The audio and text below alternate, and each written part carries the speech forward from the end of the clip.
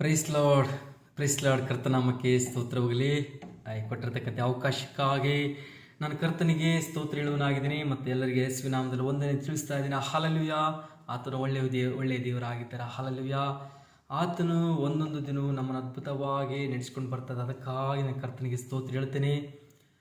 ನಾವು ಕೆಲವೊಂದು ಬಲನೀತಿಗಳಲ್ಲಿ ಕಾಣುವಾಗಲೂ ಕರ್ತನು ಒಂದೊಂದು ದಿವಸ ಒಬ್ಬೊಬ್ಬರು ಒಂದೊಂದು ವಾಕ್ಯದ ಮುಖಾಂತರ ನಮ್ಮನ್ನು ಬಲಪಡಿಸ್ತಾ ಇದ್ದಾರೆ. ಸೊ ವಿಶೇಷವಾಗಿ ಅನುದಿನವೂ ಕರ್ತನಲ್ಲಿ ನಾವು ಬಲವಂತಾದ್ವಿ. ಅದಕ್ಕಾಗಿ ನಿನ್ನ ಕರ್ತನಿಗೆ ಸ್ತೋತ್ರ. ಸೊ ನಾವು ಪ್ರಾರ್ಥನೆ ಮಾಡಿಕೊಂಡು ನೇರವಾಗಿ ದೇವರ ವಾಕ್ಯಕ್ಕೆ ಹೋಗೋಣ. ದೇವರ ವಾಕ್ಯವನ್ನು ನಾವು ಧ್ಯಾನಿಸೋಣ. ಭೂಮಿಯು ಆಕಾಶವು ನೀ ಕಿರೀಟ, ಭೂಮಿ ಪಾದಪೀಠ ರಾಜ. ಇಂಥ ದೊಡ್ಡ ದೇವಾದಿ ದೇವನು, ರಾಜಾದಿರಾಜನು, ಕರ್ತಾದಿ ಕರ್ತನಾಗಿರುವ ಯೇಸುವೆ, ಎಸಪ್ಪ, ವಿಶೇಷವಾಗಿ ನೀನು ಕರ್ತನೆಸಪ್ಪ ನಮ್ಮನ್ನು ಆರಿಸಿಕೊಂಡು ರಾಜ ಎಸಪ್ಪ, ನಮಗೆ ಮಕ್ಕಳೆಂಬುದಾಗಿ ಆ ಒಂದು ಭಾಗ್ಯ ಕೊಟ್ಟಿದೆ. ಅದಕ್ಕಾಗಿ ಸ್ತೋತ್ರ. ಅಪ್ಪ ಎಂಬುದಾಗಿ ಕೂಗುವುದಕ್ಕೆ ಸಪ್ಪ ನೀನು ಕೊಟ್ಟಿದೆ ಅವಕಾಶಕ್ಕಾಗಿ ಸ್ತೋತ್ರ. ಎಷ್ಟೋ ಜನರಿಗೆ ಈ ಅವಕಾಶ ಇಲ್ಲ ರಾಜ, ಅದು ನನಗಾದರೂ ಸಹಿತವಾಗಿ ಎಸಪ್ಪ ಅಪ್ಪ ಎಂಬುದಾಗಿ ಕೂಗುವುದಕ್ಕೆ ಅವಕಾಶ ಕೊಟ್ಟಿದೆ. ಅದಕ್ಕಾಗಿ ಸ್ತೋತ್ರ. ಎಸಪ್ಪ, ಈ ಸಮಯದ ವಾಕ್ಯವನ್ನು ಧ್ಯಾನಿಸುವಾಗ ನಿನ್ನ ಪರಿಶುದ್ಧ ಆತ್ಮನ ಪ್ರಸನ್ನತೆ ಹಸ್ತ ನನ್ನ ಮೇಲೆ ಇರಲಿ ರಾಜ. ಇದನ್ನು ಕೇಳತಕ್ಕಂಥವ್ರ ಪ್ರತಿಯೊಬ್ಬರ ಜೀವಿತದಲ್ಲಿ ರಾಜ ನಿನ್ನ ತಂದೆಯಾಗಿ ನೀನು ಬೋಧಿಸ ರಾಜ. ನಿನ್ನ ಮಕ್ಕಳನ್ನು ನೀನು ಪರಾಂಬರಿಸಿ ನಡೆಸು ರಾಜ. ನಿನ್ನ ಕೃಪೆಯರಲ್ಲಿ ಯೇಸುವಿನ ನಾಮದಲ್ಲಿ ಪ್ರಾರ್ಥನೆ. Amen, amen, amen. Praise lord, praise Lord. ದೇವರು ಒಳ್ಳೆಯವರ. ಹಲ್ಲೆಲೂಯಾ. ಸೊ ಈ ದಿನದ ಒಂದು ಟೈಟ್ಲು ಅಥವಾ ತಲೆಬರ ಈ ರೀತಿಯಾಗಿ ನಾನು ಕೊಡ್ತೀನಿ, ದೇವರ ಮಕ್ಕಳು ಎಂಬುದಾಗಿ. ಹಲ್ಲೆಲೂಯಾ. ದೇವರ ಮಕ್ಕಳು ಎಂಬುದಾಗಿ. ನಾವು ಎಲ್ಲರೂ ದೇವರ ಮಕ್ಕಳಾಗಿದ್ದೇವೆ. ಹಲ್ಲೆಲೂಯಾ. ಸೊ ಈ ದೇವರು ಮಕ್ಕಳು ಎಂಬ ಈ ಒಂದು ಬಾಧ್ಯತೆ ಇದು ಸುಮ್ಮನೆ ಬಂದದ್ದಲ್ಲ. ಕರ್ತನು ತನ್ನ ರಕ್ತವನ್ನು ಕ್ರಯ ಕೊಟ್ಟು ನಮ್ಮನ್ನು ಆತನು ಮಕ್ಕಳಾಗಿ ಆರಿಸಿಕೊಂಡಿದ್ದಾರೆ. ಹಲ್ಲೆಲೂಯಾ. ಈ ಲೋಕದಲ್ಲಿ ಎಷ್ಟೋ ವ್ಯಕ್ತಿಗಳುಂಟು. ಎಷ್ಟೋ ಹಿಸ್ಟ್ರಿಯಲ್ಲಿ ನೋಡುವಾಗ ನನಗಾಗಿ ನಿನಗಾಗಿ ಯಾರೂ ಪ್ರಾಣ ಕೊಟ್ಟಿಲ್ಲ, ಆದರೆ ಕರ್ತನು ಯೇಸು ನನಗಾಗಿ ನಿನಗಾಗಿ ಪ್ರಾಣ ಕೊಟ್ಟಿದ್ದಾರೆ. ಎಷ್ಟೋ ಗ್ರಂಥಗಳು ಹೇಳ್ತದ, ಎಷ್ಟೋ ಹಿಸ್ಟ್ರಿಯಲ್ಲಿ ನಾವು ನೋಡ್ತೀವಿ. ಆದರೆ ರಕ್ತ ಕೊಟ್ಟು ಸಂಪಾದನೆ ಮಾಡಿಕೊಂಡಿರ್ತಕ್ಕಂಥ ಯಾವುದೂ ಗ್ರಂಥಗಳಿಲ್ಲ. ಆದರೆ ಕರ್ತನು ನಿನ್ನನ್ನು ತನ್ನ ರಕ್ತ ಕೊಟ್ಟು, ಅಮೂಲ್ಯವಾದ ರಕ್ತ, ಹಲ್ಲೆಲೂಯಾ, ಪರಿಶುದ್ಧವಾದ ರಕ್ತ ಕೊಟ್ಟು ನಮ್ಮನ್ನು ಪರ್ಚೇಸ್ ಮಾಡಿದರೆ ಕರ್ತನು ನಮಗೆ ಕ್ರಯ ಕೊಟ್ಟರೆ. ಯಾವ ಕ್ರಯ? ಆ ರಕ್ತ ಕೊಟ್ಟು, ಕ್ರಯ ಎಂಬ ಆ ರಕ್ತ ಕೊಟ್ಟು ನನ್ನನ್ನು ನಿನ್ನನ್ನು ಸಂಪಾದಿಸಿಕೊಂಡಿರುವಾಗ ನಾವೆಲ್ಲರೂ ಆತನ ಮಕ್ಕಳಾಗಿದ್ದೀವಿ. ಅಪ್ಪ ಎಂಬುದಾಗಿ ನಾವು ಹೋಗ್ತೀವಿ. ಸೊ ಇದಕ್ಕೊಂದು ವಾಕ್ಯವನ್ನು ನಾವು ಓದಿಕೊಳ್ಳೋಣ. ರೋಮಪುರದ ಬರೆದ ಒಂದು ಗ್ರಂಥದಲ್ಲಿ ರೋಮಪುರದವರೆಗೆ 8ನೇ ಅಧ್ಯಾಯ 14ನೇ ವಾಕ್ಯ ಹೇಳ್ತದ, ಯಾರು ದೇವರ ಆತ್ಮನಿಂದ ನಡೆಸಿಕೊಳ್ಳುತ್ತಾರೆ ಅವರು ದೇವರ ಮಕ್ಕಳು. ಹಲ್ಲೆಲೂಯಾ. ಸೊ ನೀನು ದೇವರ ಮಕ್ಕಳಾಗಿದೆ. ಆದರೆ ಅಲ್ಲಿ ಒಂದು ಕಂಡೀಷನ್ ಇದೆ.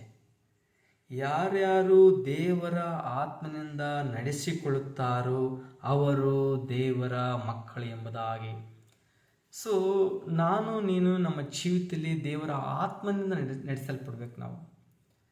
ಸೊ ಅಪ್ಪ ತಂದೆ ಹೇಗಿದ್ದಾರ ಆತನ ಮಕ್ಕಳಾಗಿರ್ತಕ್ಕ ನಾವು ಆತನಿಗೆ ವಿಧೇಯರಾಗಿ ಆತನ ತಕ್ಕ ಹಾಗೆ ನಾವು ನಡೆದುಕೊಳ್ಬೇಕೆಂಬುದಾಗಿ. ನಾವು ಹಳ್ಳಿ ಭಾಷೆಯಲ್ಲಿ ನೋಡೋದಾದರೆ ಕೆಲವೊಂದು ವ್ಯಕ್ತಿಗಳು ನೋಡ್ತಾ ಇರ್ತಾರೆ, ಅವರಪ್ಪ ಎಷ್ಟು ಚೆನ್ನಾಗಿದ್ನೋ ಮರೆ, ಮಕ್ಕಳೆಲ್ಲ ಪುಡಾರಿಗಳಿದ್ದಾರೆ ಅಂತ ಇರ್ತಾರೆ. ಲೋಕದ ಜನರು, ಲೋಕದ ವ್ಯಕ್ತಿಗಳು ಆ ಒಬ್ಬ ಮನುಷ್ಯನ ಯಜಮಾನನ ಕುರಿತಾಗಿ ಮಾತಾಡ್ತಿರ್ತಾರೆ. ಅವರಪ್ಪ ಎಷ್ಟು ಚೆನ್ನಾಗಿದ್ನೋ, ಒಳ್ಳೆ ಮನುಷ್ಯ, ಆತ್ಮ ಹೊಟ್ಟೆಗೆ ಎಂಥ ಮಕ್ಕಳು ಹುಟ್ಟಿದಾರಂತೆ. ಇದು ಸಾಕ್ಷಿ ಅಲ್ಲ. ಸಾಕ್ಷಿ ದೇವ್ರ ಸಾಕ್ಷಿ ಏನಂದರೆ, ಕರ್ತನ ಸಾಕ್ಷಿ ಅಂದರೆ ತಂದೆಗೆ ತಕ್ಕ ಹಾಗೆ ಮಕ್ಕಳಿರುವುದೇ ಅದೇ ನಿಜವಾದ ಸಾಕ್ಷಿ. ಸೊ ಅಪ್ಪ ನಮ್ಮನ್ನು ಆತನ ರಕ್ತ ಕೊಟ್ಟು ಸಂಪಾದಿಸಿಕೊಂಡಿದ್ದರು. ನಾವು ಆತನ ಆತ್ಮನ ನಡೆಸಲ್ಪಡಬೇಕು. ದೇವರ ವಾಕ್ಯ ಹೇಳ್ತದ, ಯಾರ್ಯಾರು ದೇವರ ಆತ್ಮನಿಂದ ನಡೆಸಿಕೊಳ್ಳುತ್ತಾರೋ ಅವರು ದೇವರ ಮಕ್ಕಳೆಂಬುದಾಗಿ. ನಿನ್ನ ಜೀವಿತದಲ್ಲಿ ದೇವರ ಆತ್ಮದಲ್ಲಿ ನಡೆಸಲ್ಪಡ್ಬೇಕು ನಾವು. ನಮ್ಮ ಜೀವಿತವು ಲೋಕದ ರೀತಿಯಾಗಿ ಇರುವುದಲ್ಲ. ಲೋಕದ ಆಡಂಬರಗಳಿಗೆ ಇರುವುದಲ್ಲ, ಅಥವಾ ಲೋಕದ ಹಾಸ್ಯಗಳಿಗೆ ಒಳಗಾಗುವುದಲ್ಲ, ಲೋಕದಲ್ಲಿ ಕಾಣ್ತಕ್ಕಂಥ ಹೊರಗಿನಿರ್ತಕ್ಕಂಥ ನೋಟಕ್ಕೆ ನಾವು ಬೆರಗಾಗಿ, ನೋಟಕ್ಕೆ ನಾವು ಮರಳಾಗುವುದಲ್ಲ, ದೇವರ ಆತ್ಮದಲ್ಲಿ ನಡೆಸುವಾಗಬೇಕು. ಹಾಲೆಲೂಯ. ಈ ಲೋಕದಲ್ಲಿ ನಾವು ನೋಡುವಾಗ ಸೈತನು ವಂಚಿಸ್ತಾ ಇರ್ತಾನೆ. ಅವನ ಕೆಲಸ ಏನು? ಸೈತನ ಕೆಲಸ ಏನು? ದೇವರ ಮಕ್ಕಳನ್ನು ವಂಚಿಸುವುದೇ ಆತನ ಕೆಲಸವಾಗಿದೆ. ಅವನು ಏನಾದರೂ ಮಾಡ್ತಾ ಇರ್ತಾನೆ, ಆದರೆ ಅದರ ಮಧ್ಯದಲ್ಲಿ ದೇವರ ಮಕ್ಕಳಾಗಿ ದೇವರು ನಮ್ಮನ್ನು ಆರಿಸಿಕೊಳ್ಳುವಾಗ ಆತನ ಭಕ್ತಿಯಲ್ಲಿ ಜೀವಿಸಿ ದೇವರ ಆತ್ಮನ ನಡೆಸಲ್ಪಡಬೇಕು ನಾವು. ಸೊ ದೇವರ ಆತ್ಮದಲ್ಲಿ ನಡೆಸಲ್ಪಡುವಾಗಲೇ ನಾವು ದೇವರ ಮಕ್ಕಳಾಗೋದಕ್ಕೆ ಸಾಧ್ಯ ಎಂಬುದಾಗಿ. ಸುಮ್ಮನೆ ನಾವು ಜೀವಿಸುವುದಾದರೆ, ಏನೋ ಈ ಜೀವಿತ ಇದೆ ಎಂಬುದಾಗಿ ಜೀವಿಸುವುದಲ್ಲ, ದೇವರ ಮಕ್ಕಳು ಎಂಬುದಾಗಿ ಹೇಳುವಾಗ, ಒಂದು ಕ್ರೈಸ್ತ ಜೀವಿತ ಎಂಬುದಾಗಿ ಹೇಳುವುದಾದರೆ ಅದೊಂದು ಕ್ರಮಬದ್ಧತೆ ಇರತಕ್ಕಂಥ ಜೀವಿತ. ಆ ಕ್ರಮಬದ್ಧತೆ ಜೀವಿತದಲ್ಲಿ ನಾವು ಜೀವಿಸುವಾಗಲೇ ನಮ್ಮ ಜೀವಿತವು ಅದು ಆಶೀರ್ವದಿಸಲ್ಪಡುತ್ತೆ ಎಂಬುದಾಗಿ. ಸೊ ಯೇಸು ಸ್ವಾಮಿ ನಮಗೆ ಮಾದರಿ ಆಗಿದ್ದಾರೆ. ಅವರು ನಮಗೆ ರೋಲ್ ಮಾಡಲ್ಲ, ಅವ್ರು ಒಬ್ಬರೇ ಯೇಸುನೇ ನಮಗೆ ರೋಲ್ ಮಾಡಲ್ಲ. ನಾವು ಆದಿಯಲ್ಲಿ ಬಿಫೋರ್ ಯೇಸು ಸ್ವಾಮಿ ಆರಿಸ್ಕೊಳ್ಳೋಕೆ ಮುಂಚೆ ನಮಗೆ ಬೇರೆ ಬೇರೆ ವ್ಯಕ್ತಿಗಳಿದ್ರು, ರೋಲ್ ಮಾಡಲಿದ್ರು. ಅಂದ್ರೆ ಫ್ಯಾನ್ಗಳಂತಾರೆ, ಅದು ಯಾವ ಫ್ಯಾನ್ ಗೊತ್ತಿಲ್ಲ, ನನಗೆ ಸರಿಯಾಗಿ ಗೊತ್ತಿಲ್ಲ. ಒಬ್ಬೊಬ್ಬರು ಇಟ್ಕೊಳ್ಳೋದು, ಒಬ್ಬೊಬ್ಬರು ವ್ಯಕ್ತಿಗಳನ್ನ ಇಟ್ಕೊಳ್ಳೋದು ಮಾದರಿಯಾಗಿ. ಸಿನಿಮಾ ಆ್ಯಕ್ಟರ್ಗಳನ್ನ ಒಬ್ಬೊಬ್ರು ಇಟ್ಕೊಳ್ಳೋದು, ಪುನೀತ್ ರಾಜ್ಕುಮಾರ್, ಡಾಕ್ಟರ್ ರಾಜ್ಕುಮಾರ್, ಪವನ್ ಕಲ್ಯಾಣ್. ಸೊ ಹೀಗೆ ಕೆಲವೊಂದು ರೋಲ್ ಮಾಡಲು ಇಟ್ಕೊಳ್ತಾರೆ. ಅದರ ದೇವರ ಮಕ್ಕಳಾಗಿರ್ತಕ್ಕಂಥ ನಾವು ನೀವು ನಮಗೆ ಒಬ್ಬರು ರೋಲ್ ಮಾಡಲು ಆತನ ಕರ್ತನೆ ಎಂಬುದಾಗಿ. ಹಳೆ ಜೀವಿತದಲ್ಲಿ ಅದೆಲ್ಲ ಮಾಡಿದ್ವಿ ನಾವು ಕೆಲವೊಂದು ವ್ಯಕ್ತಿಗಳು ಇಟ್ಕೊಳ್ತಾ ಇದೆ. ಈ ಬರಿತೆಲ್ಲ ರವಿ ಬೆಳಗೆರೆ ಈಗ ಲೋಕದಲ್ಲಿಲ್ಲ, ಹೋದರು, ಈ ಲೋಕ ಬಿಟ್ಟು ಹೊರಟರು. ಸೊ ಅವ್ರ ಬರವಣಿಗೆಗಳೆಲ್ಲ ನಾನು ಓದ್ತಾ ಇದ್ದೆ, ಬರಿತಾ ಇದ್ದೆ. ನನಗೆ ಅಷ್ಟು ಇಷ್ಟ ಅವರು.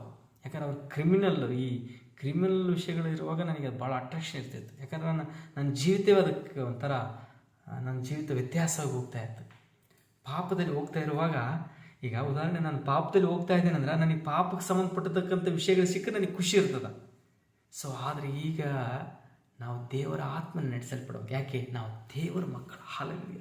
ಸೊ ನಾವು ದೇವರ ಮಕ್ಕಳಾಗಿರುವಾಗ, ಕರ್ತನ ಮಕ್ಕಳಾಗಿರುವಾಗ ಆತನ ಆತ್ಮದಲ್ಲಿ ನಡೆಸಲ್ಪಡಬೇಕು. ಲೋಕದಲ್ಲಿ ಅಲ್ಲ, ಲೋಕದಲ್ಲಿರ್ತಕ್ಕಂಥ ವಿದ್ಯಮಾನಗಳು ಅಥವಾ ಲೋಕದಲ್ಲಿರ್ತಕ್ಕಂಥ ವ್ಯಕ್ತಿಗಳಿಗಲ್ಲ, ಲೋಕದ ವ್ಯಕ್ತಿಗಳನ್ನು ಅವರ ಮನಸ್ಸನ್ನು ಸಂತೋಷಪಡಿಸೋದಕ್ಕಾಗಲ್ಲ, ಕರ್ತನನ್ನು ಸಂತೋಷಪಡಿಸೋದಕ್ಕಾಗಿ, ಕರ್ತನ ನಾಮದ ಮಹಿಮೆಗಾಗಿ ದೇವರ ಆತ್ಮದಲ್ಲಿ ನಡೆಸಲ್ಪಡ್ಬೇಕು. ನಾವು ನಮ್ಮ ವೇ ಇರ್ತದಲ್ಲ, ಆತನ ವೇಯಲ್ಲೇ ಹೋಗ್ತಿರ್ಬೇಕು.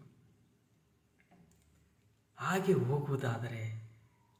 ಹೋಗುವುದಾದರೆ ನಾವು ದೇವರ ಮಕ್ಕಳೆಂಬುದಾಗಿ, ದೇವರು ಮಕ್ಕಳೆಂಬ ಈ ಒಂದು ಮುಖ್ಯವಾದ ಒಂದು ಈ ಟೈಟ್ಲ್ ಇದೆ. ಅಂದರೆ ಆ ಒಂದು ದೇವರ ಮಕ್ಕಳೆಂಬುದಾಗಿ ಹೇಳುವಾಗ ಅದಕ್ಕೆ ದೊಡ್ಡ ವ್ಯಾಲ್ಯೂ.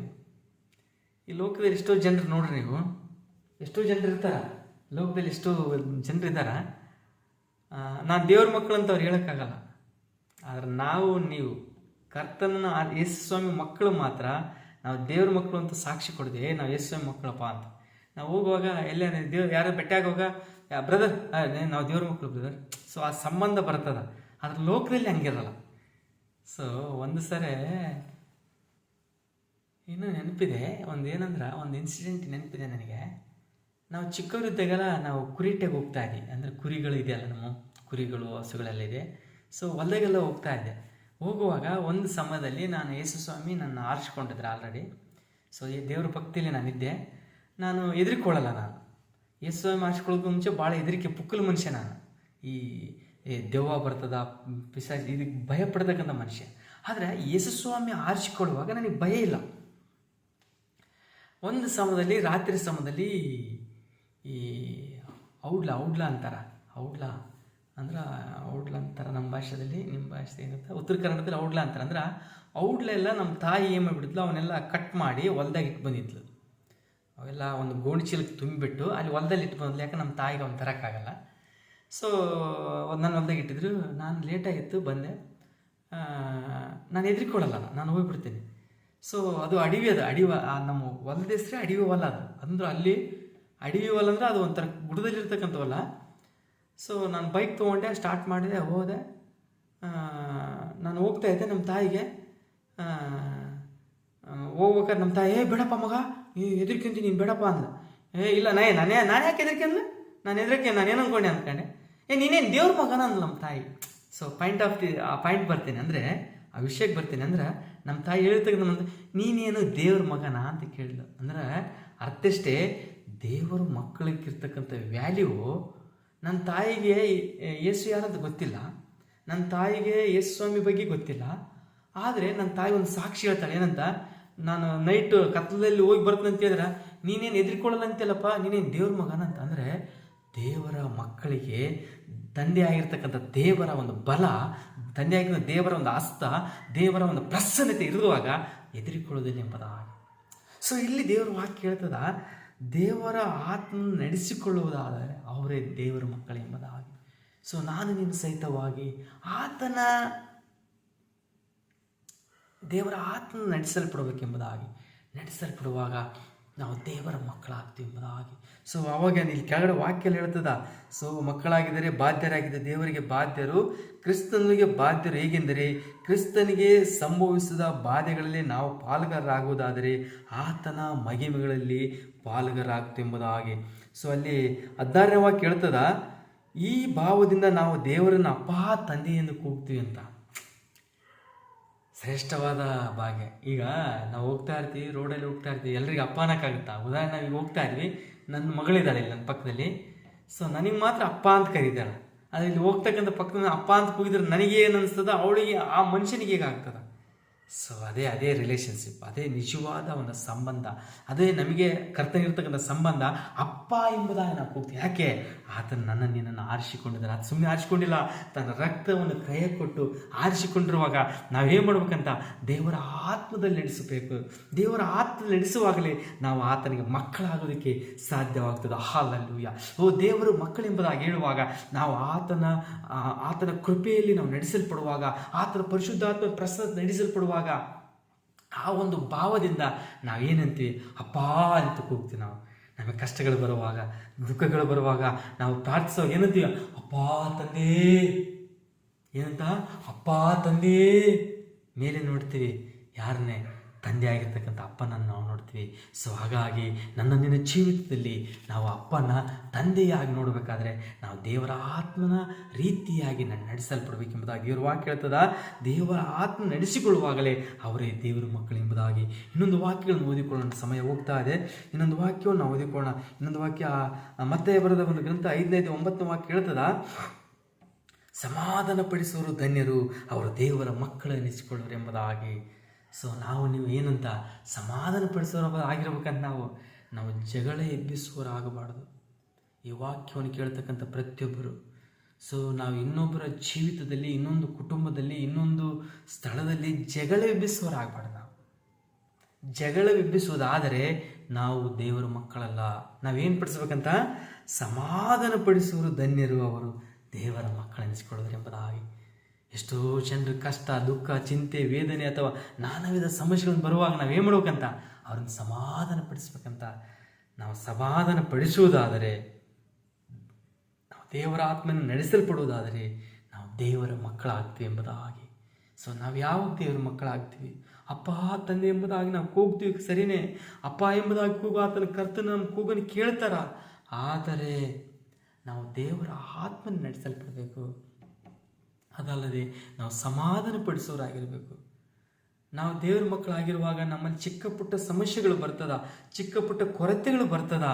ಆದರೆ ಅದನ್ನು ಸಮಾಧಾನ ಕೆಡಿಸದೆ ಅದರಲ್ಲಿ ನಾವು ಸಮಾಧಾನ ಪಡಿಸಬೇಕು.